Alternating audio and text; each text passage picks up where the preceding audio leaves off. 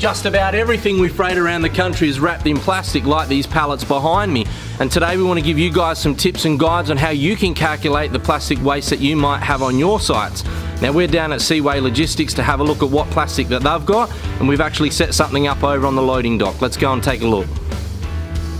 So if you are in the warehousing and logistics industries and you are generating a lot of plastic waste, and you call a company like Food and Recycling, the first question we're going to ask you is how much plastic waste are you generating, and in most cases people don't know. It's super easy to work out how. All you need is a set of scales and a knife. Let's get into it.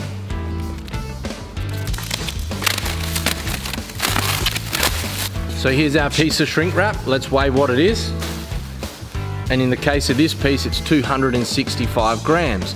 And the way you need to work out your calculation is really simple. Take the average weight of most of the pieces of shrink wrap you cut off in your factory and times it by the amount of pallets that you process per day. That's going to tell you how much volume of LDPE shrink wrap you might be producing in your logistics or warehousing distribution center.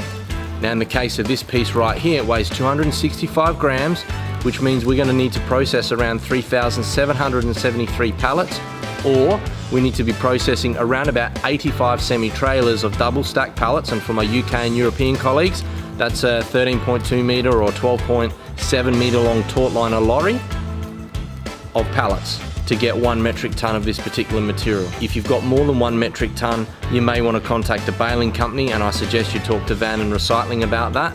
And if you have a really large volume of this material, like 10 metric tonne plus, you need to be contacting Food and Recycling and see if we can tailor something to your needs.